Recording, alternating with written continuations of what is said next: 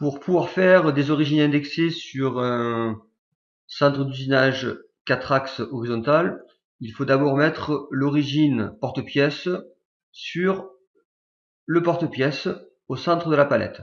Alors ici, nous voyons au niveau du porte-pièce que le centre est ici. Donc à ce niveau-là, il y aura une pige et cette pige sera reliée à la palette du centre d'usinage. Alors dans un premier temps, nous allons créer une origine porte-pièce. Donc j'ai créé l'origine. Donc ensuite, une fois qu'on a cliqué sur la bonne arête, on va orienter le Z, par exemple le long de cette arête.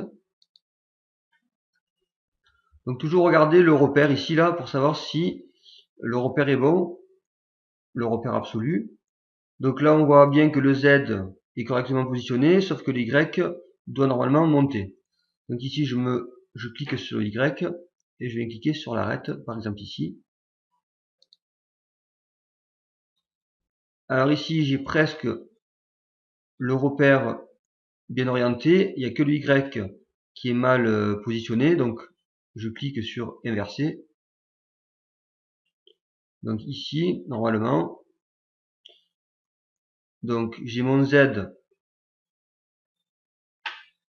qui est bien orienté, le X qui va vers la droite et le Y montant, donc tout est bien orienté. Donc ici, si j'ai des valeurs à ce niveau-là, je clique deux fois sur le décalage pour mettre les valeurs à 0. Donc ensuite, donc là c'est l'origine principale. Je vais positionner maintenant l'origine, les deux origines indexées, parce que nous allons travailler sur cette face-là en phase 20 et sur cette face-là en phase 30.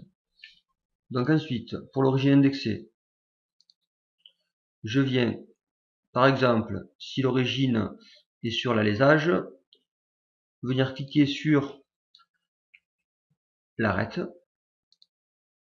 orienter le Z comme il faut.